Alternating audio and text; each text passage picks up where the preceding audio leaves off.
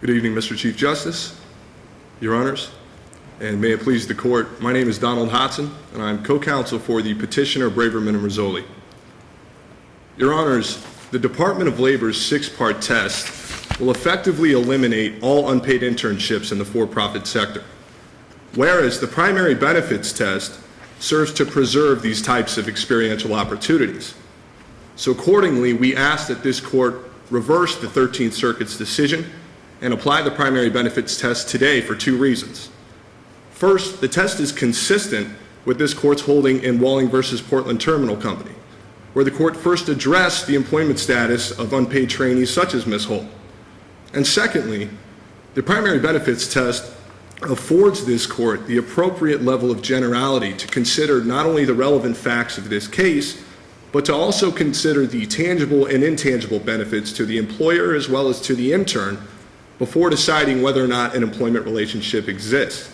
And this was a point noted by the Court in Solis v. Laurelbrook out of the Sixth Circuit in 2011. Counsel, can't we get to the meat of this coconut a lot easier by saying that the law firm for years and years and years paid people to do this very job, and because of economic situations that none of us have any control over, they were able to have people do this job without paying them? So isn't that the beginning and the end of the inquiry? Not necessarily, Your Honor. And what you're referring to is noted on page 3 of the record, which was that our client did have a paid summer associate program 2 years prior to hiring Ms. Holt. However, there's no indication whatsoever that the work performed by those summer associates was tantamount to the work that was performed by Ms. Holt. Well, shouldn't the jury have been able to make that determination? In this case, the trial judge took that question away from the jury. Your Honor, that's because the inquiry rested upon who received the primary benefit of this internship program, and that's really the crux of the Court's analysis when determining if an employment relationship exists. That's the same analysis this Court used in Portland Terminal Company. And so the problem with applying, for example, the Department of Labor's six-part test to reach this decision is that the test is inflexible because it contains the set list of criteria which may not adhere to all types of internship positions. It also contradicts this Court's holding in that any factor of that test is dispositive of an employment relationship. And perhaps the greatest problem with the Department of Labor's test is that it attempts to expand the coverage afforded by the Fair Labor Standards Act to individuals that Congress did not intend to cover under the particular statute. Now, Section 203G of the Fair Labor Standards Act defines an employee as any individual that has been suffered or permitted to work by an employer. But this Court noted in Portland Terminal Company that an individual has not been suffered or permitted to work when that individual works for his or her own advantage without contemplation of compensation. And, Your Honors, that's precisely what occurred here. Amber Holt agreed that she would not be paid for her work, and she understood she would not receive a full-time position at the conclusion of this internship program. I mean, you would almost then have to concede that the summer clerkship program that existed before was nothing more than just paying people to do nothing. What did they do before that these clerks aren't doing now for free? Your Honor, the record does not specify exactly what kind of work they were doing. However, again, the inquiry does not rest, at least under the primary benefits analysis, whether or not they were doing the same work or whether even displacement had occurred, although that is a factor of the six-part test. We're simply concerned with here, again, under this Court's Portland Terminal Company analysis, whether or not there was a contemplated compensation, but even the more broad picture is, again, who received the benefit of this relationship. You indicated that the DOL six-part test is too inflexible. Shouldn't we consider, though, that the Portland Terminal test is too flexible, that it could change from year to year, decade to decade, economic reality to economic reality, and the two firms who have the exact same program but do it in different times might suffer from different consequences, one under the FLSA and the other not, simply because of the economic realities that existed at the time? And isn't the whole concept, and shouldn't we be considering, whether there should be a bright-line rule that guarantees uniformity, predictability, and reliability for businesses that are bringing these folks in? They should be able to know, before they bring them in, and not at the conclusion of a lawsuit, whether they have violated the FLSA. Your Honor, we certainly take your point that some level of uniformity is certainly needed for this issue. And that's why the primary benefits test is optimal, because it is a nice middle ground between the Department of Labor's six-part test and between the totality of the circumstances test, which the Second and Tenth Circuits have applied. The primary benefits test still causes the courts to look at the benefits provided in the program, so there is certainly still structure in that respect, but it is not so stringent as to require the satisfaction of criteria as the six-part tests have, some of which do not apply to all internship situations. Now, for example, if this court looks at the fourth prong of the six-part test, it states that whenever an employer receives an immediate advantage as a result of the intern's work, that intern is to be rendered a paid employee. Well, Your Honors, that's really evidence of how unworkable this test is.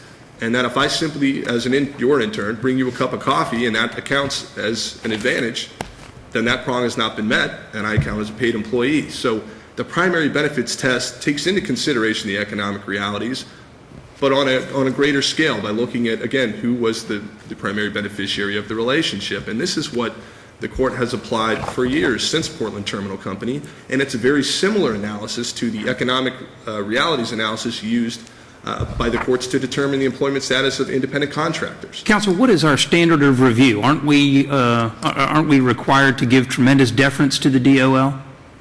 We are not, Your Honor. And while in some cases, some would argue that Skidmore deference be afforded to the Department of Labor's fact sheet, Skidmore deference is only afforded if that informal agency interpretation has had a persuasive effect on the lower courts. Now, as it stands, only the 11th and the 13th Circuits have applied the six-part test in its entirety the way the Department of Labor proposes. Wasn't Ms. Holt also asked by the firm to do administrative things that specifically benefited the firm? And why wouldn't a jury be in a better position than us to determine who got the most benefit out of her work? Your Honor, because there's no dispute in the facts whatsoever. And the materials you're referring to, the updated training for manuals and materials, were presumably not of an administrative nature. These were materials that portrayed the firm's best practices. These are materials that one would assume are typically prepared by very seasoned attorneys who have knowledge of, in this case, commercial litigation. She was asked to do them. She was asked to prepare them. She was asked by the shareholder that she was working for to prepare those things. Certainly that was done for the benefit of the firm. We certainly can see that there was some benefit to our client by having Ms. Holt there. She handled pro bono casework, absolutely. She updated the training for manuals and materials, absolutely. But again, in doing this kind of work, this is how Ms. Holt achieved the benefit from this program, by having hands-on experience with the pro bono cases and updating the training for manuals and materials, which exhibited some of the best practices at a very prominent firm. Well, couldn't you argue basically what you're arguing, I think, even though the cases seem to indicate it's a case-by-case basis, is at any time you have an intern from law school that goes to work for a law firm on a summer internship, their benefit really outweighs the benefit to the law firm. Your Honor, when the environment mirrors that which is featured in this case, then that is correct. Whereas there has been training sessions offered, there's a mock trial present, there's a supervisor attorney heavily revising and reviewing the work of the intern, as was the case here. What if there's a supervising attorney, but the only thing the intern does all summer long is work on one very important brief for the firm that gets filed? Your Honor, if the other elements were present, such as the training and the mock trial. What if they weren't present? What if the intern did nothing but work for the senior partner all summer long preparing one very important brief for the firm? Your Honor, in that case, the intern would likely be an employee. But what we turn to then is Patricia Smith, the solicitor of the Department of Labor, said that under this analysis we should consider whether the program furthers the educational experience of the intern. Well, in that situation, doesn't it further the educational situation for the student? Spending the summer under a senior partner preparing an entire brief for the U.S. Supreme Court. Your Honor, I'm inclined to agree with you entirely. I thought you would. But you, again, would have to take a look at the facts and see if they mirrored, the type of educational atmosphere that we had in this particular case and other similar cases. Well, here's a problem with the primary benefit test then, as you're proffering it. Two interns could be working for the same law firm, in the same internship program, have very different experiences. One could end up being considered an employee for the summer, and the other a mere trainee.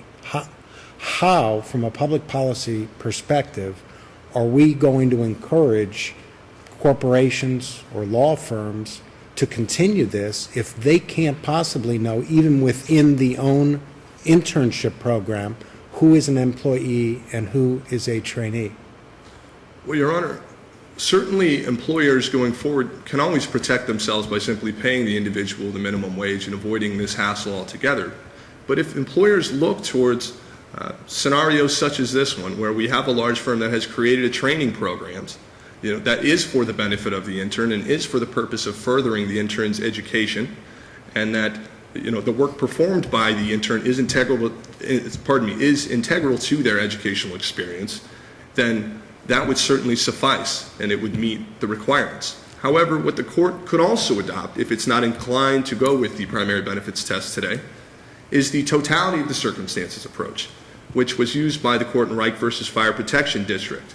There, the court drew from some of the factors of the Department of Labor's test to determine if an employment relationship existed. The court there looked at, for example, whether the trainees contemplated compensation, whether displacement had occurred, whether there was a training set up for the purpose of furthering the education for the interns, various other factors such as that. But for these purposes, then, we ask that this court reverse the 13th Circuit's decision on both counts. Thank you. Thank you, counsel.